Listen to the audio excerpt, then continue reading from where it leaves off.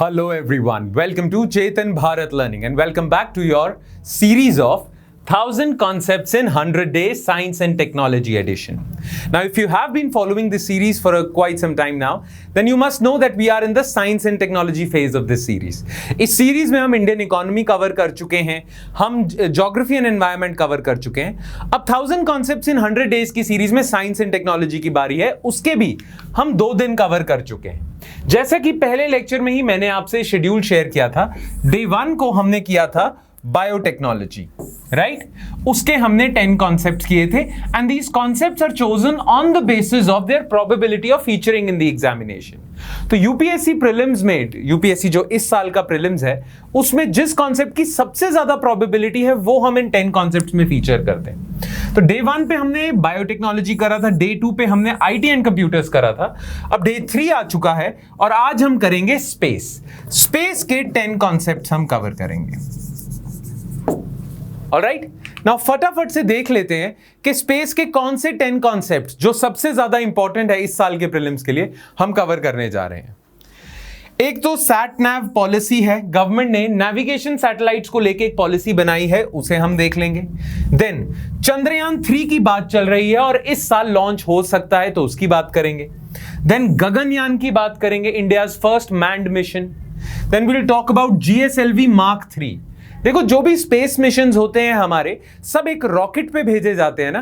Now India में जो ये लॉन्च व्हीकल्स होते हैं, रॉकेट होते हैं, उनकी बहुत वेराइटीज हैं. तो जीएसएलवी हमारा सबसे एडवांस लॉन्च व्हीकल है, तो उसके बारे में देखेंगे. Then will talk about James Webb space telescope. ये एक ऐसा टेलीस्कोप है which will give us better insights into deep space, तो ये. Then Parker solar probe, NASA का एक सोलर मिशन है, उसके बारे में बात करेंगे. Then LIGO, laser interferometer gravitational wave observatory, और लाइगो इंडिया जो प्रोजेक्ट है उसके बारे में देखेंगे. Then will talk about Indian space association जो गवर्नमेंट ने लॉन्च की है ताकि हमारे कंट्री के स्पेस सेक्टर को प्राइवेटाइज किया जा सके, वो. देन आर्टेमिस अकॉर्ड्स, जो नासा का आर्टेमिस प्रोग्राम है उसी के आर्टेमिस अकॉर्ड है. And then the issue of space debris. ये 10 के 10 कॉन्सेप्ट्स, इनकी बहुत ज्यादा प्रोबेबिलिटी है प्रीलिम्स में आने की, तो ये 10 के 10 कॉन्सेप्ट्स हम आज के लेक्चर में कवर करेंगे. ऑलराइट, तो बिना किसी देरी के let's start with sat nav policy. ठीक है, नाउ आपको पता होना चाहिए कि हमारे कंट्री में ऑलरेडी नेविगेशन के लिए हमारा अपना एक सिस्टम है.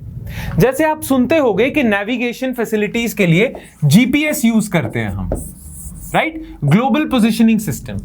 ये जो जीपीएस सिस्टम है ये यूएसए का है. आपको सारी नेविगेशन फैसिलिटीज इसीलिए इजीली अवेलेबल होती हैं क्योंकि ऑलरेडी 24 यूएसए की सैटेलाइट्स घूम रही हैं अर्थ के ऊपर जो आपको नेविगेशन फैसिलिटी प्रोवाइड करती हैं.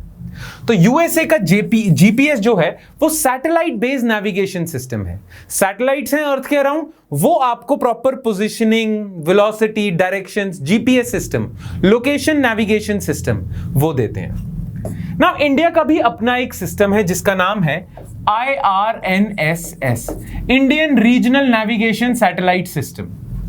तो इंडिया का अपना एक रीजनल नेविगेशन सैटेलाइट सिस्टम है और सी उसके लिए के सी नेविगेशन के लिए इंडिया ने इसी का नाम नविक रखा हुआ है. ठीक है ना. गवर्नमेंट ऑफ इंडिया चाहती है कि ये जो सैटेलाइट बेस्ड नेविगेशन है, अभी तक हमारी काफी हद तक डिपेंडेंस यूएसए पे है, बट आफ्टर IRNSS हमारी खुद पे डिपेंडेंस, सेल्फ रिलायंस बढ़ती जा रही है. नाउ इंडिया चाहता है कि इंडिया में सैटेलाइट बेस्ड नेविगेशन अच्छे से डेवलप हो. उसके लिए इंडिया एक पॉलिसी लेके आया है ताकि इसके जो मिसयूज हो सकता है सैटेलाइट बेस्ड नेविगेशन का, उसे खत्म किया जा सके और जो इसके अच्छे यूजेस हो सकते हैं उन्हें एनहांस किया जा सके. We definitely require a policy for proper development of satellite navigation. Satellite navigation India में अच्छे से डेवलप हो सके, इसके लिए आपने सैट नैव पॉलिसी निकाली है. तो देखें एक बारी क्या है ये. In order to achieve the goal of self-reliance in India's satellite-based navigation and augmentation services sector, a comprehensive SatNav policy has been proposed by Department of Space. ठीक है, याद रहे डिपार्टमेंट ऑफ स्पेस सीधा प्राइम मिनिस्टर के under आता है, किसी और मिनिस्ट्री के अंडर नहीं. सैटेलाइट बेस्ड नेविगेशन क्या होती है? It is a constellation of navigation satellites with global और regional coverage and its supporting infrastructure designed to provide all-weather passive 3-dimension position, velocity and timing data. Navigation services basically India के IRNSS की 8 satellites हैं हमारे पास total. जैसे USA के GPS के पास तो 24 satellites है ना, IRNSS के पास 8 सैटेलाइट्स हैं। तो constellation of satellites proper navigation provide करती हैं। नाउ ऑब्जेक्टिव्स क्या हैं इस पॉलिसी के? Ensuring guaranteed and continuous availability of navigation signals for civilian uses and secured navigation signals for strategic uses. देखो, हमारी मिलिट्री को भी नेविगेशन चाहिए, हमारे सिविलियंस को भी नेविगेशन चाहिए, हमारी इंटेलिजेंस एजेंसीज को भी नेविगेशन चाहिए, राइट? नाउ अभी तक हमारी मिलिट्री, हमारी स्ट्रेटेजिक कम्युनिटी, हमारी इंटेलिजेंस एजेंसीज यूएसए पे डिपेंडेंट थी, यूएसए के जीपीएस पे डिपेंडेंट थी। अब कल को हमारी यूएसए से ही प्रॉब्लम हो जाए तो हमारी मिलिट्री तो ब्लाइंड हो जाएगी ना, हमारी इंटेलिजेंस एजेंसीज तो ब्लाइंड हो जाएंगी, उनके पास खुद की नेविगेशन फैसिलिटीज नहीं है, राइट? इसीलिए इंडिया को कम से कम इस फील्ड में इंडिपेंडेंस चाहिए थी, ताकि कल को किसी भी देश से रिश्ते खराब हो हमारे पास अपनी नेविगेशन है, राइट? और IRNSS ने वो प्रोवाइड किया है। Clear? Working towards compatibility and interoperability of Indian satellite navigation and augmentation signals with other global navigation satellite systems. ठीक है? Global navigation satellite system, satellite based augmentation systems. ठीक है? कि इंडिया का जो IRNSS है उसकी कंपैटिबिलिटी हो जीपीएस के साथ, या रशिया का है एक ग्लोनास, चाइना का है बीडू। ठीक है? तो ऐसे और कई कंट्रीज के अपने नेविगेशन सिस्टम्स हैं। तो इंडिया का जो IRNSS है वो बाकियों के साथ कंपैटिबल हो, उसके लिए एक पॉलिसी चाहिए, राइट? वो पॉलिसी दे रहा है to provide services, navigation services to continue and upgrade existing indigenous navigation services in India. ठीक है? तो ये बेसिकली पॉलिसी थोड़े से रटने वाला ही था, ये इसमें इतना समझने वाला पोर्शन नहीं था, ये नोट्स में से अच्छे से पढ़ लेना आप बस। क्लियर?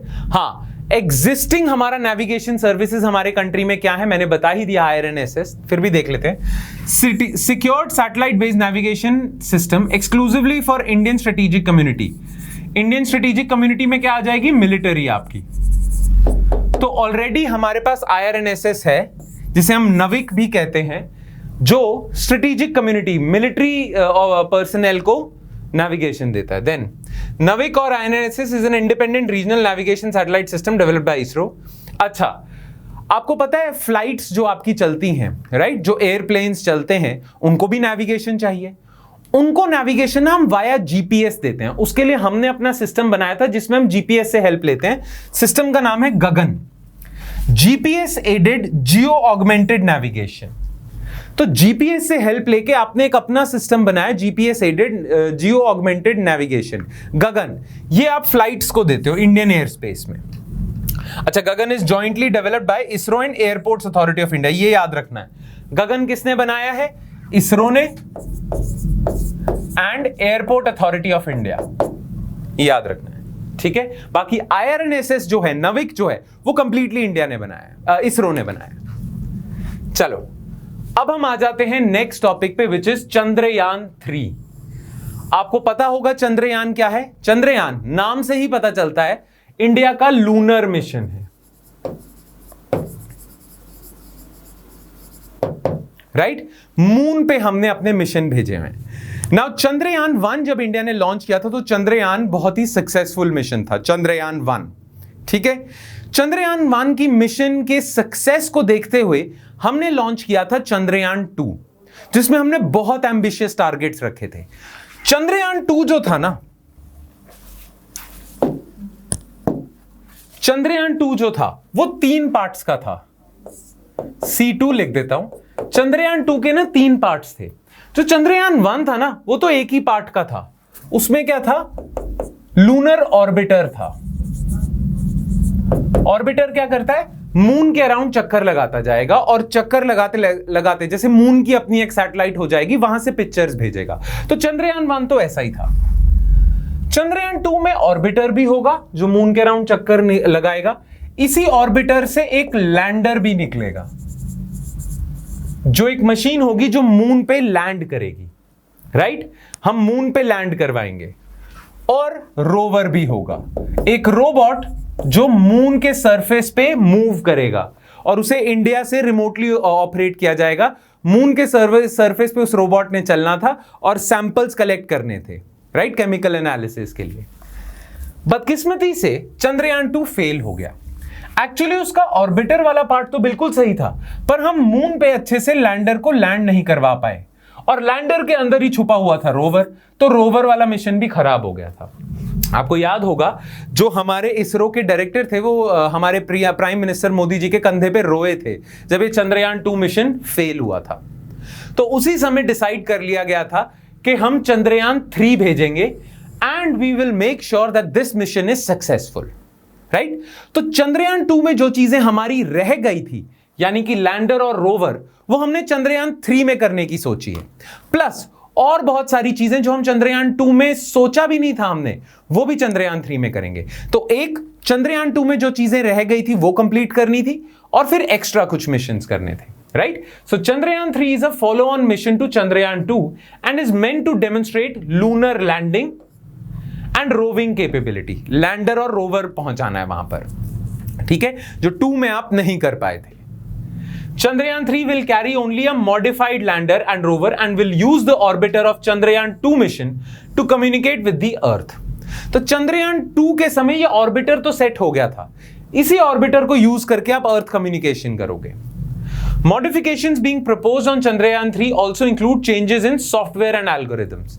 तो एक तो आप लैंडर में मॉडिफिकेशन करिए, आपने रोवर में मॉडिफिकेशन करिए, जिससे चंद्रयान 2 की गलतियां रिपीट ना हो। प्लस आपने सॉफ्टवेयर में भी चेंजेस किए हैं, strengthening of legs and better power and communication systems, ठीक है। तो बस ये याद रखना, Chandrayaan 1 successful, Chandrayaan 2 failed, specially the lander and rover part, and to demonstrate that we can land on moon and we can operate a robot on moon, उसके लिए आप चंद्रयान 3 निकाल रहे हो। Ministry of State for Atomic Energy and Space, in a written reply to Lok Sabha, stated that Chandrayaan 3 is scheduled for launch in August 2022. कोशिश है कि 15 अगस्त 2022 यानी कि इंडिपेंडेंस डे से पहले ही इसे लॉन्च कर दें, ताकि प्रधानमंत्री अपनी स्पीच में इसका वर्णन कर सकें। Alright, so this is what Chandrayaan 3 is all about. Clear? पर सवाल आ सकता है चंद्रयान 3 पे साइंटिफिक पेलोड्स क्या हैं, तो वो देख लेते हैं। साइंटिफिक पेलोड्स क्या? एक तो जो चीज पिछली बार रह गई थी वो लैंडर, लैंड करवाना है, और लैंडर पे क्या होगा? एक प्रोब होगा, Chandra surface thermophysical experiment, thermophysical environment का एक्सपेरिमेंट करना है। Instrument for lunar seismic activity, lunar surface पे अर्थक्वेक वगैरह अगर होते हैं तो उसको मेजर करने के लिए आपने इल्सा करा है। देन रोवर जो होगा उस पे क्या होगा? Alpha particle X-ray spectrometer. क्या मून पे अल्फा पार्टिकल्स एग्जिस्ट करते हैं? बिल्कुल करते होंगे, उनकी मेजरमेंट के लिए। Then laser induced breakdown spectroscope. Spectroscope basically क्या करता है? लाइट के थ्रू कई एनालिसिस करता है ना, कि पार्टिकल्स जो लाइट को अब्सॉर्ब करते हैं या रिफ्लेक्ट करते हैं, उसके लिए एटमॉस्फेयर और सरफेस पे मटेरियल्स कौन से एग्जिस्ट करते हैं वो चेक करेगा लिब्स, ठीक है। खैर, ये जो साइंटिफिक पेलोड्स हैं करते क्या हैं ये आपको याद नहीं रखना है, बस आपको याद रखना है इनका नाम क्या है। चैस्टेक एक्सपेरिमेंट है, इल्सा है जो लैंडर पे है, AAPXS है alpha particle X-ray spectrometer, and laser induced breakdown spectroscope, ये है रोवर पे, ये याद रखना। अब चंद्रयान 3 का साइंटिफिक एम क्या है? Chandrayaan 3 lander is planned to perform an in situ experiment of surface and subsurface measurements of temperature. Moon के सरफेस का टेम्परेचर क्या है, सब सरफेस का क्या टेम्परेचर है, लैंडर करेगा। It is meant to help understand the thermal exchange and physical properties of uppermost lunar soil. uppermost lunar soil की क्या प्रॉपर्टीज हैं उसे स्टडी करना है, ठीक है। तो ये साइंटिफिक जो पता होना चाहिए चंद्रयान 3 के मिशन पे, वो ये है, यहां है, ये आपको पीडीएफ में साथ मिलेगा, पढ़ना जरूर। ऑलराइट, नाउ इंडिया में लूनर मिशंस की क्या हिस्ट्री रही है वो भी मैंने पीडीएफ में डाल दिया है, एक बारी देख लेते हैं। सबसे पहले तो था चंद्रयान 1 2008 में, and it was a successful mission. Chandrayaan 2 which was launched in 2019 वो फेल हो गया था। While 2008 mission was a success, the 2019 mission failed to land successfully on the lunar surface. Around 2024-25, India and Japan are expected to launch a joint lunar polar exploration mission. तो एक तो ये चंद्रयान 3 है mission जो हमारा इंडिया का खुद का है। एक हम जापान के साथ मिलके मून के पोल्स पे एक मिशन भेजना चाहते हैं जिसका नाम है लूनर पोलर एक्सप्लोरेशन मिशन। ये इस डेट को हम भेजेंगे। तो ये एक तरह की हमारी इंटरनेशनल कोलैबोरेशन है। This probe is meant to land at the lunar south pole with a rover. ठीक है। अदर लूनर मिशंस आपसे कई बार पूछ सकते हैं, प्रीलिम्स में सवाल आ सकता है कि बाकी कंट्रीज कोई लूनर मिशन भेज रहे हैं, तो बिल्कुल भेज रहे हैं। एक तो नासा का आर्टेमिस मिशन है जो आगे अभी लेक्चर में आएगा। Then volatile investigation polar exploration rover NASA का एक और मिशन है। देन कोरिया का मिशन है कोरिया पाथफाइंडर लूनर ऑर्बिटर। ये सिर्फ ऑर्बिटर मिशन होगा साउथ कोरिया का। तो ये लेटेस्ट मिशंस हैं इंटरनेशनल बाकी कंट्रीज के जो आपको पता होने चाहिए। अपार्ट फ्रॉम दैट आपको बस और 2 मिशंस के बारे में पता होना चाहिए, Chandrayaan 3 and the mission we are going to conduct with Japan. ठीक है, चलो। अच्छा, why is moon interesting? Moon को क्यों हम ऐसे मून पे इतने मिशंस भेजते हैं, सारी दुनिया क्यों भेजती है, मून इतना सिग्निफिकेंट क्यों है? एक, कहा जाता है कि मून पे हीलियम 3 हमें मिल जाएगा, बहुत ज्यादा क्वांटिटी में मिल जाएगा।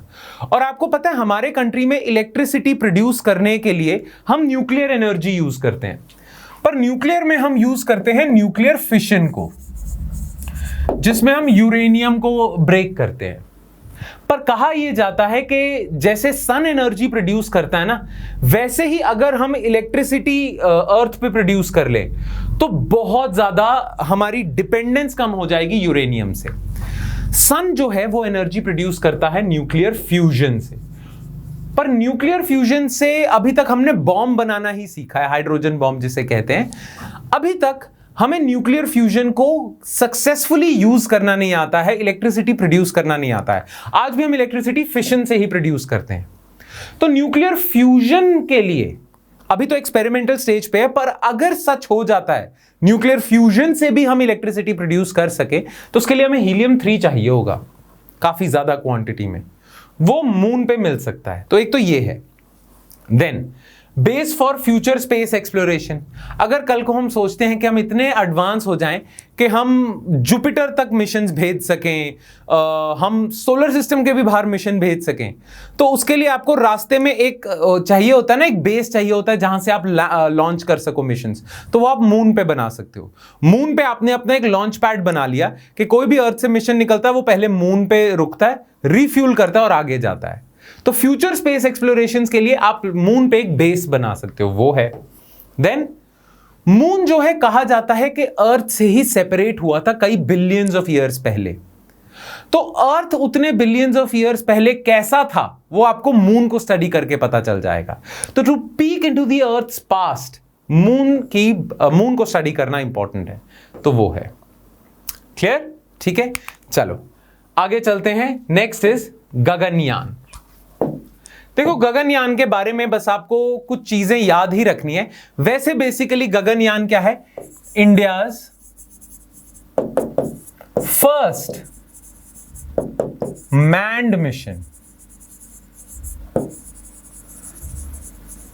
यानी कि अभी तक स्पेस में खुद से नासा, रोसकॉस्मोस रशिया की एजेंसी है, ठीक है, इन्होंने ही लोग भेजे हैं स्पेस में। ठीक है, नासा ने तो मून पे इंसान भेजा हुआ है, राइट, और रोसकॉस्मोस और कुछ स्पेस एजेंसीज जो डेवलप्ड कंट्रीज की हैं उन्होंने स्पेस में लोग भेजे हैं। पर इंडिया का स्पेस प्रोग्राम नो डाउट बहुत सक्सेसफुल है, पर अभी तक इंडिया ने वो चीज अचीव नहीं की है जो ये डेवलप्ड कंट्रीज के स्पेस एजेंसीज ने की है। इंडिया ने अभी तक खुद के दम पे किसी भी इंसान को स्पेस में नहीं भेजा है, कोई भी अभी तक मैन्ड मिशन स्पेस में नहीं भेजा है, राइट? ठीक है, तो इंडिया थ्रू गगनयान पहला मैन्ड मिशन भेजने जा रहा है। मैन्ड मिशन मतलब इंसान भेजेगा, right? This is what Gaganyaan is. ना गगनयान होगा कैसे? देखो, आपको पता है अभी भी एस्ट्रोनॉट्स जो हैं वो स्पेस में जाते हैं, पर स्पेस में कहां जाते हैं? नासा और बहुत सारी स्पेस एजेंसीज ने मिलकर बनाया है इंटरनेशनल स्पेस स्टेशन। ये लो अर्थ ऑर्बिट में एक तरह से एक स्टेशन है, स्पेस स्टेशन है, लो अर्थ ऑर्बिट में ही है पर स्पेस में है टेक्निकली, यानी कि 450 kilometre from the earth surface, 450 kilometre earth surface से दूर है और अर्थ के अराउंड रिवॉल्व कर रहा है। यहां पे एस्ट्रोनॉट्स जाते हैं, ऑलमोस्ट जीरो ग्रेविटी की सिचुएशन है, तो एस्ट्रोनॉट्स वहां पे स्पेस एक्सपेरिमेंट्स करते हैं।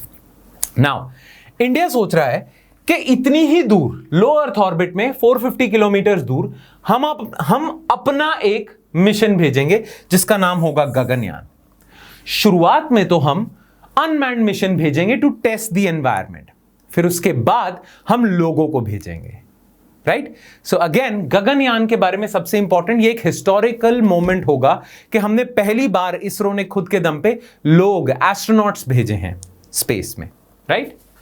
India ISRO plans to launch Gaganyaan before Independence Day in 2022. The Gaganyaan program envisages undertaking the demonstration of indigenous capability, यानी कि इंडिया की खुद की capability, self reliance, to undertake human space flight to low Earth orbit. ठीक है? As a part of this program, 2 unmanned missions and 1 manned mission will be carried out. तो गगनयान जो पूरा प्रोग्राम है ना, वो 3 पार्ट्स का है। फर्स्ट और ये जो सेकंड प्रोग्राम है ये अनमैन्ड मिशंस हैं। अनमैन्ड मतलब आदमी नहीं जाएगा, रोबोट जा सकता है। आपने फ्लाइट, एक टेस्ट फ्लाइट भेजी है to just check the environment for the humans that are going to come up there, right. और जो तीसरा होगा वो मैन्ड मिशन होगा जिसमें हमारे इंडिया के एस्ट्रोनॉट्स जाएंगे। और एस्ट्रोनॉट्स हम पता है कहां से ला रहे हैं? इंडियन एयरफोर्स से।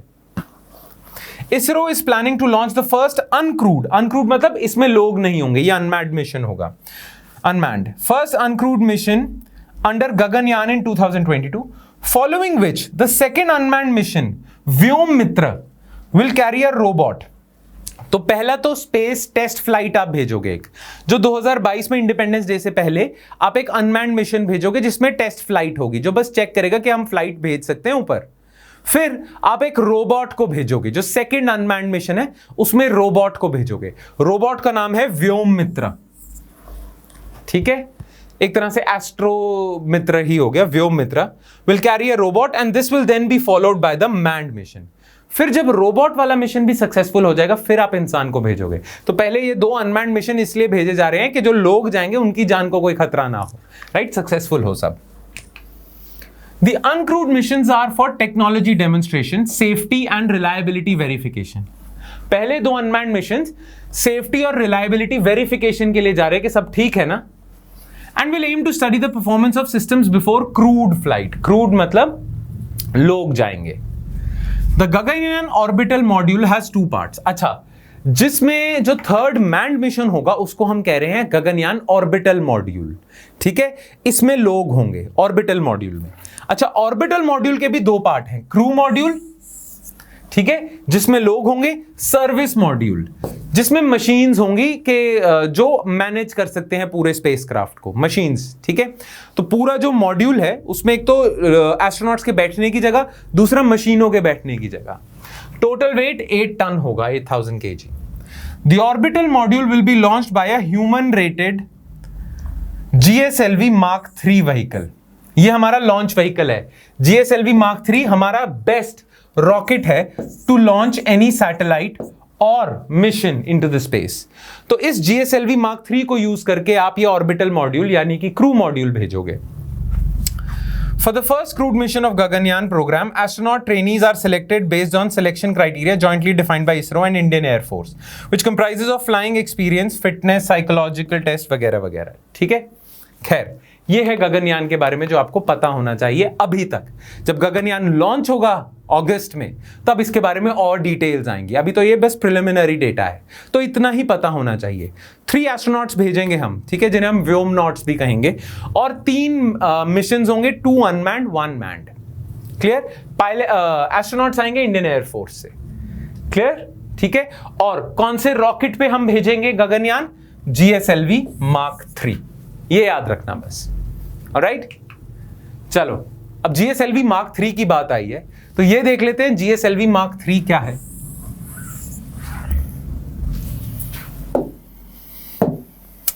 देखो, GSLV Mark III हमारे कंट्री में ना, देखो हमारा जो स्पेस प्रोग्राम है ना वो स्लोली एंड ग्रेजुअली मतलब बढ़ा है।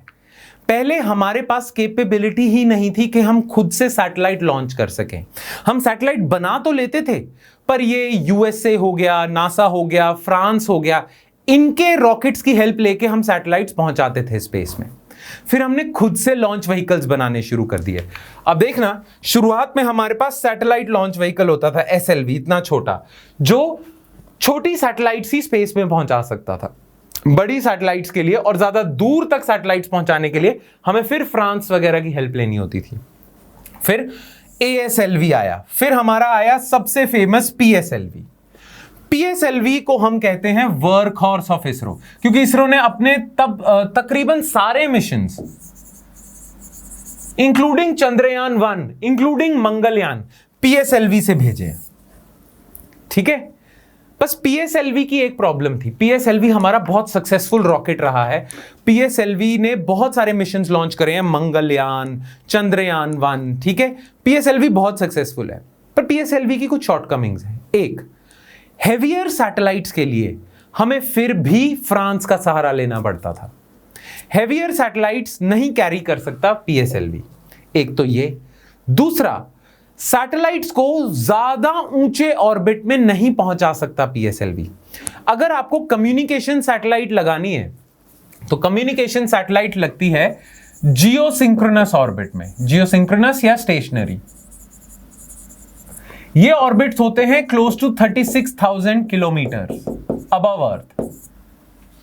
यहां तक हैवी सैटेलाइट्स को नहीं पहुंचा सकता था PSLV।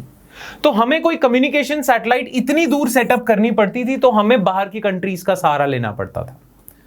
इसीलिए इंडिया ने सोचा कि हम ऐसा करते हैं, हम ना खुद का एक रॉकेट बनाते हैं जो ये हमारी डिसेबिलिटी भी दूर कर सके। अभी तक PSLV अर्थ ऑब्जर्वेशन सैटेलाइट्स, जो लो अर्थ ऑर्बिट में होती हैं सैटेलाइट्स, वही लॉन्च कर पा रहा था, राइट। पर जियोसिंक्रोनस ऑर्बिट में, जियोस्टेशनरी ऑर्बिट में हेवियर सैटेलाइट्स के लिए बाहर की कंट्रीज का सहारा लेना पड़ रहा था। तो इसीलिए government of ISRO started working on GSLV। GSLV का इसका फुल फॉर्म ही है geosynchronous launch vehicle, geostationary launch vehicle, ठीक है।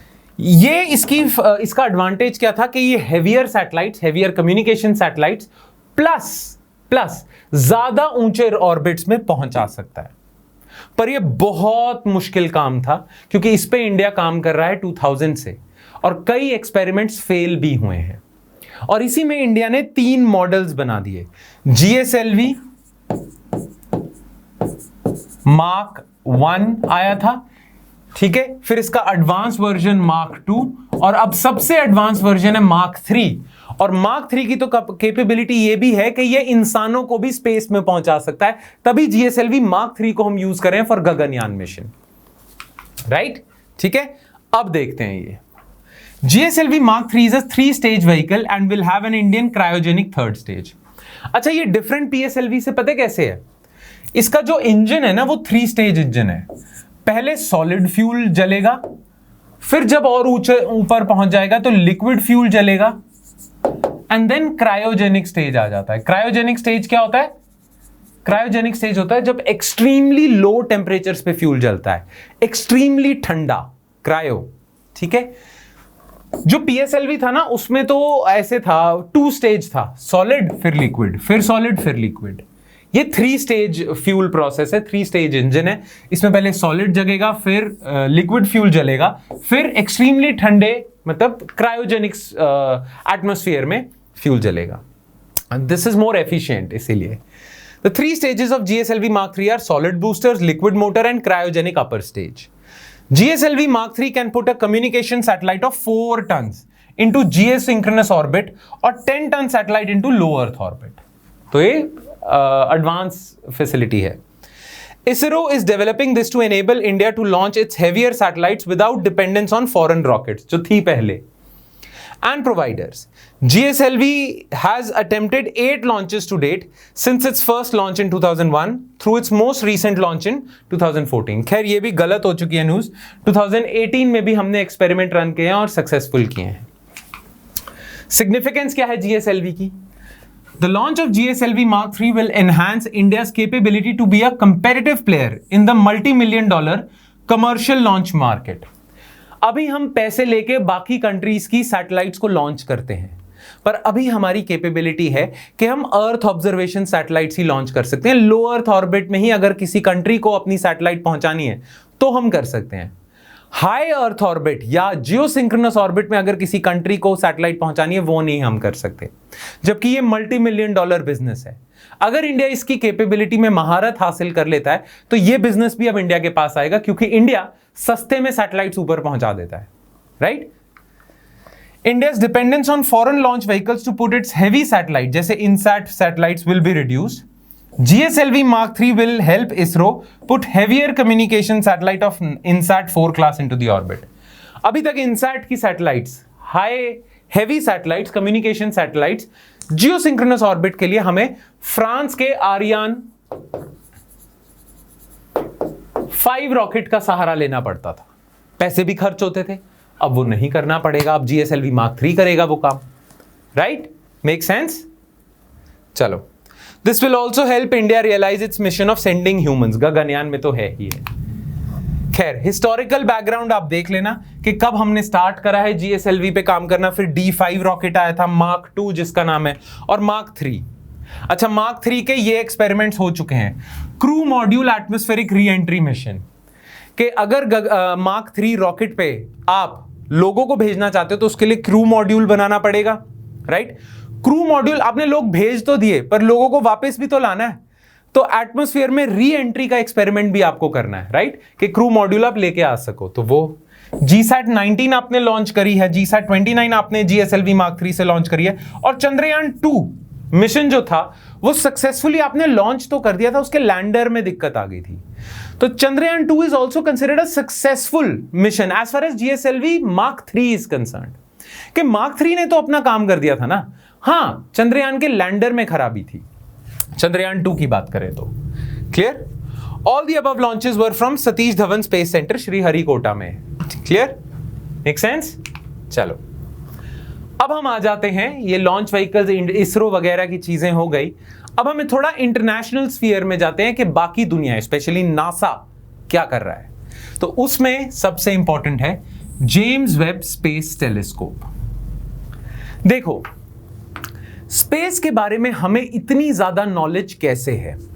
ठीक है, स्पेस के बारे में हमें इतनी ज्यादा नॉलेज इसलिए है क्योंकि कई सदियों से बहुत सारे साइंटिस्ट टेलीस्कोप चला रहे हैं ना। टेलीस्कोप तो आपको पता है, टेलीस्कोप के through you can peek into the space. Now Earth पे अगर आप टेलीस्कोप रखते हो तो हमारा एटमॉस्फेयर ही काफी चीजें स्पेस की छुपा देता है, राइट। तो आप ना ऐसी जगहों पे टेलीस्कोप रखते हो जहां एटमॉस्फेयर थिन है, राइट, जैसे लद्दाख में रख दिया जहां एटमॉस्फेयर थिन है, ताकि आप बेटर देख सको स्पेस में। बट कई बार आपको लगता है कि और बेटर हम देख सकते हैं स्पेस में अगर हम एक काम करते हैं, सैटेलाइट ही लॉन्च कर देते हैं, अर्थ के एटमॉस्फेयर से सैटेलाइट को निकाल देते हैं और उस सैटेलाइट के ऊपर हम टेलीस्कोप रख देते हैं। तो एक सैटेलाइट है जो अर्थ के अराउंड चक्कर लगा रही है और उसके ऊपर आपने स्पेस टेलीस्कोप रखा हुआ है, तो उसको तो कोई ऑब्स्ट्रक्शन फेस नहीं करनी पड़ेगी एटमॉस्फेयर की। Make sense, right. तो उससे you can better peak into deep space, और ये चीज हमने करी थी through Hubble space telescope. Hubble space telescope बहुत ही सक्सेसफुल टेलीस्कोप था क्योंकि इसके थ्रू हमने बहुत सारी चीजें देख पाए हैं स्पेस में। इसने वो राज बताए हैं स्पेस के जो अभी तक हमें सिर्फ एक्सपेरिमेंटल लगते थे या थ्योरेटिकल लगते थे, पर वो हम ऑब्जर्व कर पाए because of Hubble space telescope. पर अब इस साल हबल स्पेस टेलीस्कोप के रिटायर होने का टाइम आ गया है, तो उसके लिए आपको एक और स्पेस टेलीस्कोप आपने भेजा है which is an improvement upon Hubble space telescope, जिसका काम होगा टू ऑब्जर्व द यूनिवर्स। वो है जेम्स वेब स्पेस टेलीस्कोप। ठीक है, अब जेम्स वेब स्पेस टेलीस्कोप के बारे में आपको 2-4 चीजें पता होनी चाहिए। पहले तो कि कौन लॉन्च कर रहा है James Webb space telescope? Well, it is a joint venture between, याद रखना, NASA, European space agency and Canadian space agency. 3 space agencies का ये जॉइंट प्रोजेक्ट है। It is an orbiting infrared observatory. ये याद रखना, ये यूनिवर्स को ऑब्जर्व करेगा इंफ्रारेड स्पेक्ट्रम में। ठीक है, that will complement and extend the discoveries of the Hubble Space Telescope with longer wavelength coverage and greatly improved sensitivity. तो Hubble Space Telescope पे improvement है ये एक तरह की, alright? Webb was formerly known as the Next Generation Space Telescope and it was renamed in 2002 after a former NASA administrator James Webb. पहले इसका नाम Next Generation Space Telescope था, पर नासा के एक बहुत फेमस एडमिनिस्ट्रेटर थे, उनके नाम पे जेम्स वेब स्पेस टेलीस्कोप कर दिया. खैर, it will be a large infrared telescope with an approximate 6.5 metre primary mirror है. खैर, Webb the world's premier space science observatory will succeed the Hubble space telescope. ठीक है, नासा, हाँ ये बात याद रखनी है, नासा कहता है कि हबल स्पेस टेलीस्कोप की रिप्लेसमेंट नहीं है जेम्स वेब स्पेस टेलीस्कोप. ये रिप्लेसमेंट नहीं है, तो बस इत्तफाकन बात है कि हबल स्पेस टेलीस्कोप रिटायर करेगा और जेम्स वेब स्पेस टेलीस्कोप आएगा, पर ये रिप्लेसमेंट नहीं लॉन्च की है हमने. ये दोनों पैरेलली भी 1-2 साल रहेंगे साथ साथ, रिप्लेसमेंट नहीं है. In fact James Webb space telescope would work और would enhance the discoveries of Hubble space telescope. ठीक है, वेब विल नॉट एक्ट. हाँ, एक और डिफरेंस है, ये याद रखना है आपने. एक तो नासा, कैनेडियन स्पेस एजेंसी और यूरोपियन स्पेस एजेंसी. एक और चीज है जो आपको याद रखनी है. देखो, जो हबल स्पेस टेलीस्कोप है ना, वो तो अर्थ के अराउंड चक्कर लगाएगा. James Webb space telescope earth के अराउंड चक्कर नहीं लगाएगा. James Webb space telescope stationary रहेगा एक जगह पे, अर्थ के अराउंड चक्कर नहीं लगाएगा. अब कहां है वो जगह? देखो, अगर मैं आपको बताऊं, टू एक्सप्लेन यू बेटर,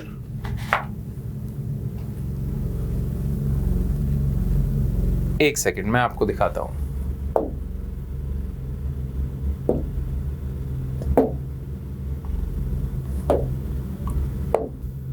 हाँ, to explain to you better,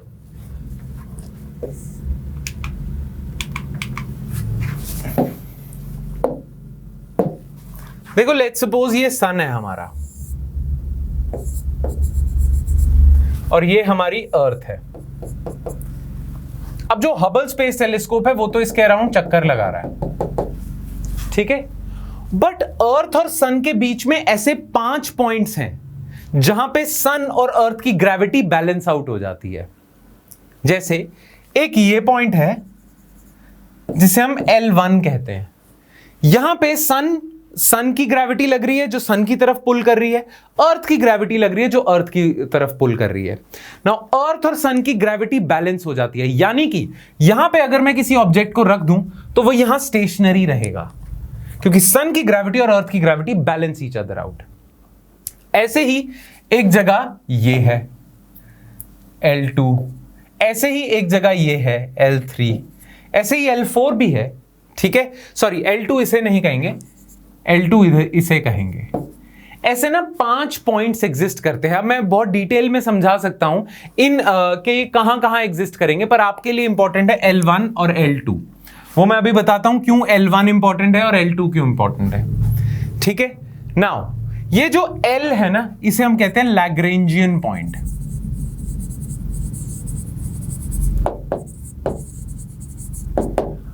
अर्थ और सन के बीच में ऐसे 5 पॉइंट्स एग्जिस्ट करते हैं जहां पे दोनों की ग्रेविटी बैलेंस आउट हो जाती है, सारी फोर्सेस बैलेंस आउट हो जाती है, और वहां पे अगर आपने कोई ऑब्जेक्ट प्लेस कर दिया तो क्या होगा, वहां पे वो ऑब्जेक्ट स्टेशनरी रहेगा.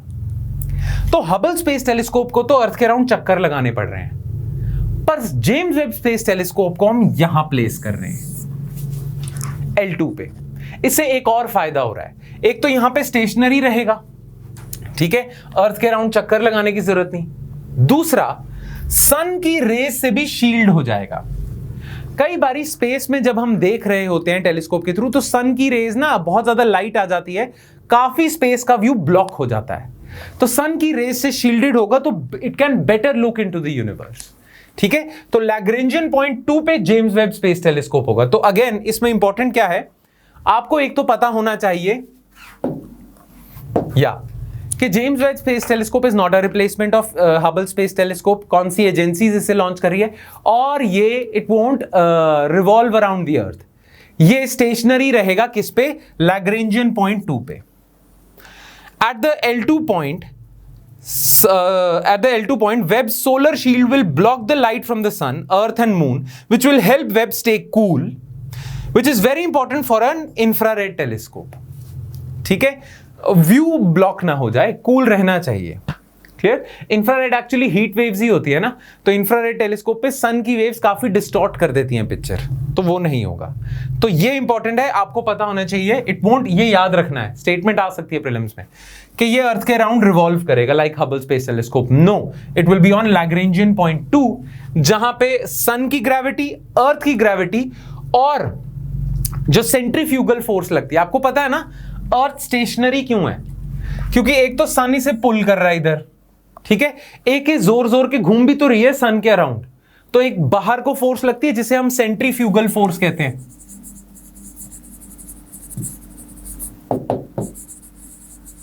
सो अर्थ की ग्रेविटी और सेंट्रीफ्यूगल फोर्स अर्थ को स्टेशनरी रखती है। वैसे ही लैग्रेंजियन पॉइंट 2 जो अर्थ के इधर होगा वो और जोर से घूमेगा पूरे सन, सोलर सिस्टम के अराउंड, सन के अराउंड। तो अर्थ की ग्रेविटी, सन की gravity will be balanced out by centrifugal force on Lagrangian point 2। ये सन के बाहर, जैसे मैं सन हूं तो अर्थ ऐसे जा रही है, तो ये जो वेब स्पेस टेलीस्कोप है ये ऐसे जाएगा। ठीक है, तो इसको बाहर को एक फोर्स लग रही है और सन और अर्थ की ग्रेविटी इधर को लग रही है, बाहर को फोर्स इधर लग रही है, बैलेंस आउट हो रही है। Clear? Make sense?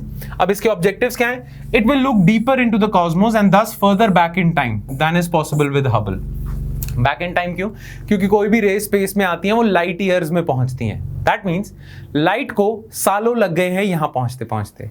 That means जो भी चीज की लाइट अभी इधर आ रही है वो एक्चुअली कई साल पहले हो चुकी है। यानी कि अगर ये पेन को मैं तोड़ दूं तो ये जो इवेंट हुआ है पेन तोड़ने का, ये कई सालों तक वहां पहुंचा है। तो कोई इंसान अगर मुझे देख रहा है कि मैंने पेन तोड़ा है तो वो कई सालों के बाद देखेगा। तो एक तरह से Hubble space telescope will also look back in time. ये स्पेस की बड़ी अजीब सी चीज है। खैर इस पे भी हम टाइम लगा सकते हैं, पर वो हमारे लेक्चर्स में आप देखना स्पेस के। It will do this with a much bigger mirror, ठीक है। Scientists hope this setup can detect the light from the very first population of stars in the universe to switch on more than 13 billion years ago. Scientists ये अनुमान लगा रहे हैं कि इस space telescope के थ्रू we can look यानी कि light rays as far as 13.5 billion light years away can reach। यानी कि 13.5 बिलियन लाइट ईयर्स दूर जो लाइट है वो यहां तक पहुंच सकती है। That means we can look back 13.5 billion light years, 13.5 billion years ago. समझे? अगर इतनी दूर से लाइट यहां पहुंच सकती है तो दैट मींस इतने साल पहले हम देख सकते हैं। समझे? 13.5 बिलियन लाइट ईयर से दूर अगर लाइट आ रही है दैट मींस हम 13.5 बिलियन ईयर्स पहले देख रहे हैं इवेंट को, जब यूनिवर्स बना था, जब नए नए स्टार्स बन रहे थे। So again it's a very big mission. Alright, चलो अब हम आ जाते हैं नेक्स्ट पे, which is Parker solar probe. ये नासा का सोलर मिशन है। अब इससे रिलेटेड हमें इंडिया का, इसरो का सोलर मिशन भी पता होना चाहिए, which is called Aditya. Aditya Hindi में सन का ही नाम होता है, राइट? तो इंडिया का आदित्य मिशन है और यहां पे लैग्रेंजियन पॉइंट काम आएगा आपके। खैर पहले पार्कर सोलर प्रोब देख लेते हैं। Launched in 2018, the PSP is part of NASA's Living with a Star program to explore aspects of Sun-Earth system that directly affect life and society. तो ये सोलर प्रोब है। It is named after Eugene Newman Parker, a physicist who proposed concepts about how stars give off energy. It became the first spacecraft in history to touch the sun. आज तक आपने सन को study करा है ना, तो दूर से ही करा है। ये पहला स्पेसक्राफ्ट होगा जो सन को टच करेगा और इसके पास ऐसी हीट शील्ड्स हैं जिससे सन की हीट से इसे प्रोटेक्ट भी किया जाएगा। It uses a series of gravitational encounters with planet Venus to gradually lower the orbit of the spacecraft until it enters the outer atmosphere or corona of the sun. सन की outermost layer corona को touch करना है इसने, तो ये Venus की gravity को use करके पहुंचेगा। कर चुका है वैसे ये।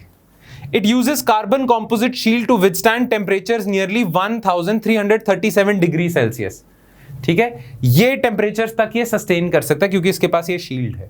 खैर, in 2019 Parker discovered the magnetic zigzag structures in the solar wind called switchbacks, are plentiful close to the sun, but how and where they are formed. हाँ, तो इसने एक डिस्कवरी करी है, खैर इसने एक डिस्कवरी करी है कि ये स्विच बैक्स जो सोलर फ्लेयर्स होती हैं, सोलर विंड होती है, कोरोनल मास इजेक्शंस होती हैं, उसमें ये मैग्नेटिक एनोमलीज होती हैं, चेंजेस होते हैं, जिगजैग पैटर्न्स होते हैं मैग्नेटिक फील्ड के, जिसका नाम स्विचबैक्स है।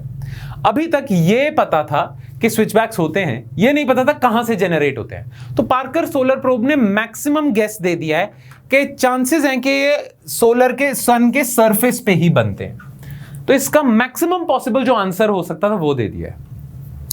In April 2021, the PSP crossed the outer edge of the corona termed Alfvén critical boundary, a point that marks the end of solar atmosphere and beginning of the solar wind. ये इसकी achievements हैं Parker solar probe की। खैर, NASA's heliophysics mission, European space agency solar orbiter, India's Aditya L1 mission. हाँ, ये achievement so फार नहीं आएगा, other missions. बाकी सोलर मिशंस कौन से हैं? एक तो नासा का ऑलरेडी हीलियोफिजिक्स मिशन है, यूरोपियन स्पेस एजेंसी का सोलर ऑर्बिटर है, और इंडिया का अपना आदित्य L1 है। और आपको पता है आदित्य L1 कहां होगा? हम सोलर प्रोब अपनी लॉन्च करें जिसका नाम है मिशन आदित्य, और जो स्पेसक्राफ्ट होगा उसे हम लैग्रेंजियन पॉइंट 1 पे रखेंगे। यहां फिर लैग्रेंजियन पॉइंट आ गया। अब ये जो आदित्य स्पेसक्राफ्ट होगा हमारा अपना सोलर मिशन, जैसे पार्कर सोलर प्रोब है वो तो सन तक जा रहा है, हमारे पास इतनी कैपेसिटी नहीं है कि हम सन को टच करवा सकें अपने स्पेसक्राफ्ट को, तो हम यहां रख देंगे इसे। यहां पे सन की और अर्थ की ग्रेविटी बैलेंस आउट कर देगी और आपका आदित्य स्पेसक्राफ्ट यहीं रहेगा और आसानी से इत्मीनान से सन को ऑब्जर्व करेगा। अगर ये एक सैटेलाइट होती तो ये अर्थ के अराउंड घूमती रहती, जब ये यहां होगी तो सन को ऑब्जर्व करेगी, यहां नहीं कर पाएगी। पर L1 पे एक तो सन के ज्यादा पास हो गए और इत्मीनान से इसे ऑब्जर्व करेगा, ये आदित्य करेगा। ठीक है, it will B launch next year, 2023 में ही चांसेस हैं, 2022 लिखा हुआ है। खैर बाकी इसका है डिटेल्स, लैग्रेंजियन पॉइंट 1 पे होगा ये। Clear, make sense? चलो अब हम आ जाते हैं लाइगो पे। ठीक है, laser interferometer gravitational wave observatory. अब देखो जो लाइगो है ना, ये बेसिकली है ग्रेविटेशनल वेव्स को ऑब्जर्व करने का एक इंस्ट्रूमेंट। अब जैसे कि पिछले लेक्चर में मैंने आपको बताया था कि क्वांटम फिजिक्स एक ऐसी चीज है जिसपे मैं एक अलग सेपरेट लेक्चर ले सकता हूं, वैसे ही ग्रेविटेशनल वेव्स या आइंस्टाइन की जनरल थ्योरी ऑफ रिलेटिविटी एक ऐसी चीज है जिसपे एक सेपरेट 1 घंटे का लेक्चर हो सकता है। पर जितना समय मेरे पास है उसमें अगर मैं आपको समझाऊं तो ग्रेविटेशनल वेव्स की प्रेडिक्शन करी थी आइंस्टाइन ने अपनी जनरल थ्योरी ऑफ रिलेटिविटी में। उसमें आइंस्टाइन ने यह कहा था कि देखो जो स्पेस है ना आपके सामने, this empty space, it can be twisted and turned. ठीक है, ये भी एक ना मटेरियल की तरह है जिसको आप अगर ऐसे झाड़ोगे चादर की तरह तो इसमें वेव्स बनेंगी। अब सोचो, जैसे चादर होती है ना, फैब्रिक होती है, उसको आप ऐसे झाड़ते हो तो उसमें ऐसे वेव्स बनती है ना, वैसे ही कहते हैं कि ये जो 3 डायमेंशनल स्पेस है, एम्प्टी स्पेस है, ये भी ऐसे ट्विस्ट एंड टर्न हो सकता है। This is also a fabric जिसमें आप ऐसे झाड़ोगे तो वेव्स बनेंगी, राइट ना। वो जो वेव्स हैं उन्हें आइंस्टाइन कहते हैं ग्रेविटेशनल वेव्स, क्योंकि ग्रेविटी बेसिकली पता क्या है, ग्रेविटी बनता ही ये जो रिपल्स हैं स्पेस टाइम फैब्रिक में, hence Einstein use the word space time fabric, एक कपड़े की तरह, राइट। तो ये जो ग्रेविटेशनल वेव्स है ना, ये कुछ नहीं है। आपको पता है सन की ग्रेविटी है क्या? सन ने क्या करा है, सन जैसे ही यहां आया ना, उसने स्पेस को अपने तरफ बेंड कर दिया। जैसे पहले स्पेस ऐसे फ्लैट था, अर्थ इस पे सीधी चलती जाती, अब सन आया और उसने स्पेस को ऐसे बेंड कर दिया, जैसे वो जो सर्कस में मोटरसाइकिल नहीं घूमती वैसे बेंड कर दिया। तो अर्थ सीधी जा रही थी, अब ऐसे हो जाएगी और सन के अराउंड चक्कर लगाती जाएगी। ठीक है, gravity is nothing but bending और warping of space time fabric. बड़ा अजीब है समझने को, पर अब यही है और मेरे पास जितना समय है उसमें मैं इतना ही बता सकता हूं। पर this is what Einstein predicted कि ग्रेविटी यही है। और ग्रेविटी की वेव्स होती हैं। कभी भी आप बहुत ज्यादा हाई मास की चीज डाल दो या बहुत हाई स्पीड का हाई मास का कोई ऑब्जेक्ट डाल दो स्पेस में, तो इसमें रिपल्स आ जाते हैं, वेव्स आ जाती हैं स्पेस टाइम फैब्रिक में, जिसे हम ग्रेविटेशनल वेव्स कहते हैं ना। आइंस्टाइन ने तो ये 1920 में प्रिडिक्शन करी थी, पर अभी तक इसके रियल लाइफ में हमें सबूत नहीं मिले थे। हमें लगता था कि थ्योरेटिकली तो बहुत सेंस बनाती है आइंस्टाइन की ये थ्योरी कि ग्रेविटेशनल वेव्स होती हैं, पर अभी तक हमें ग्रेविटेशनल वेव्स मिली नहीं है या हम मेजर नहीं कर पाए। पर अब वो समय जा चुका है, अब हम ग्रेविटेशनल वेव्स मेजर भी कर सकते हैं और हमने की भी हैं। और उसके लिए इंस्ट्रूमेंट है LIGO, laser interferometer gravitational wave observatory. ये सबसे पहले यूएसए में डिजाइन हुआ था। It was designed for direct detection of gravitational waves predicted by Einstein's general theory of relativity. और लाइगो के ये इंस्ट्रूमेंट्स दो जगह पे हैं, दो शहरों में हैं यूएसए के, वॉशिंगटन और लुइजियाना। पर यूएसए के अलावा भी 3 और जगहों पे ये लाइगो एग्जिस्ट करता है, या laser interferometer gravitational wave observatory, यानी कि ग्रेविटेशनल वेव्स को मेजर करने के लिए इंस्ट्रूमेंट्स हैं। एक है आपका वर्गो इटली में, ठीक है, देन जियो 600 जर्मनी में है और कागरा जापान में है। और एक चौथा भी बन रहा है, और वो बन रहा है आपके महाराष्ट्र इंडिया में, जिसका नाम लाइगो इंडिया है। LIGO India. तो ये इन 3 कंट्रीज के अलावा जो चौथी यूएसए है, 5 कंट्रीज में अब ग्रेविटेशनल वेव्स को मेजर करने के इंस्ट्रूमेंट्स हैं। एक हो गया आपका यूएसए जहां वॉशिंगटन लुइजियाना में है, दूसरा आपका हो गया Italy, Germany, Japan and now India, LIGO India. ठीक है, सो या बाकी ये ग्रेविटेशनल वेव्स क्या होती हैं ये आपको नोट्स में मिल जाएगा, जो डेफिनेशन है। पर अगर आपको अच्छे से समझना है तो उसकी हम कभी सेपरेट क्लास ले सकते हैं, पर वो यूपीएससी में आएगा नहीं इतनी डिटेल में, पर it's a very interesting thing. खैर, इतना यूपीएससी के लिए आपको ग्रेविटेशनल वेव्स के बारे में पता होना चाहिए। These are ripples in space time fabric. खैर, आपको जो पता होना चाहिए वो लाइगो इंडिया के बारे में पता होना चाहिए। In 2016 central government had given approval to LIGO India for research on gravitational waves. Major operations required for LIGO India has been distributed among 4 lead institutions. तो 4 लीडिंग इंस्टीट्यूशंस इस पे काम कर रहे हैं। एक directorate of construction services and estate management Mumbai में है, Raja Ramanna centre for advance technology Indore, institute of plasma research Gandhinagar and inter university centre for astronomy and astrophysics Pune. ये 4 इंस्टीट्यूट्स के नाम याद रखने हैं, ठीक है। बाकी इसमें क्या क्या टेक्नोलॉजी यूज होगी ये, एंड इस पूरे प्रोजेक्ट को चला कौन रहा है, department of atomic energy and department of science and technology, DST and DAE. आपको कंफ्यूज करने के लिए वो डाल सकते हैं डिपार्टमेंट ऑफ स्पेस, पर डिपार्टमेंट ऑफ स्पेस नहीं चला रहा है लाइगो इंडिया को, ठीक है, ये याद रखना। क्लियर, ठीक है। अच्छा, इसकी सिग्निफिकेंस क्या है? वेल, इंडिया साइंटिफिकली बहुत एडवांस होगा, ये एक सिग्निफिकेंस है। बाकी ग्रेविटेशनल वेव से हम स्पेस के बारे में और जानकारी जान सकते हैं, तो ये सिग्निफिकेंस में दिया होगा। ऑलराइट, अब इसके बाद जो बाकी चीजें हैं ना, बाकी टॉपिक्स हैं, Indian space association, Artemis accord और स्पेस डिब्री का जो इशू है, ये मैं चाहता हूं कि आप ना पीडीएफ से पढ़ो, क्योंकि इसमें समझने वाला इतना कुछ नहीं है, रटने वाला ही पोर्शन है। मैं फिर भी ब्रीफ इंट्रोडक्शन दे देता हूं। Indian space association government of India ने लॉन्च की है क्योंकि हम चाहते हैं कि इसरो पे से बर्डन कम हो और प्राइवेट सेक्टर वो बर्डन शेयर कर ले। तो स्पेस में प्राइवेट सेक्टर का भी रोल हो, इसके लिए आपने ये एक सिंगल पॉइंट सेंटर बनाया है। आर्टेमिस अकॉर्ड है, नासा चाहता है कि मून पे, कभी अपोलो मिशन लॉन्च किया था 1972 में, तो अपोलो मिशन के दौरान हमने नील आर्मस्ट्रॉन्ग को भेजा था मून पे। उसके बाद नासा ने कभी भी मून पे किसी इंसान को नहीं भेजा है। तो अब नासा फिर से सोच रहा है कि 2024-25 में हम मून पे एक आदमी और एक औरत को उतारे, राइट। उसके लिए उन्होंने लॉन्च करा Artemis program. Now Artemis program के तहत ना नासा ये चाहता है कि मून के सरफेस को, बहुत सारी कंट्रीज चाह रही हैं मून पे अपने मिशंस लॉन्च करना, तो मून में एक फ्रेंडली एक्सप्लोरेशन हो, आपस में लड़ भिड़ ना जाए, ठीक है। तो उसके लिए एक ट्रीटी होनी चाहिए, उसके लिए नासा ने निकाले हैं आर्टेमिस अकॉर्ड, ठीक है। जैसे स्पेस को कैसे यूटिलाइज करना है, उसके लिए आउटर स्पेस ट्रीटी है डिफरेंट कंट्रीज के बीच में। इसीलिए मून पे साइंटिफिक एक्सप्लोरेशन कैसे होनी चाहिए, उसके लिए नासा ने निकाले आर्टेमिस अकॉर्ड। ये गाइडलाइंस हैं उन कंट्रीज के लिए जो आर्टेमिस अकॉर्ड ज्वाइन करती हैं, और उन कंट्रीज को वो गाइडलाइंस फॉलो करनी पड़ेगी, ठीक है। ये आर्टेमिस अकॉर्ड है, और ये है आपका स्पेस डिब्री। स्पेस में बहुत जंक आ चुका है, उसको रिमूव करने के प्रोग्राम्स हैं, तो ये आप पीडीएफ में से अच्छे से पढ़ लेना। ऑलराइट, ये इसमें कुछ समझने वाला नहीं है, सिर्फ रटने वाला पोर्शन है, तो मैं चाहूंगा कि हम उस पर ज्यादा टाइम स्पेंड ना करें, आप पीडीएफ में से देखना। कोई डाउट होता है तो जरूर पूछना। ऑलराइट, ठीक है, तो इसी के साथ हम आज का लेक्चर खत्म करते हैं, which was related to space. These 10 concepts which we have covered in this particular lecture were specially selected based on their probability to feature in your exam. All right? ठीक है, चलो फिर that's it from my side guys. I'll see you next time with more stuff. Thank you.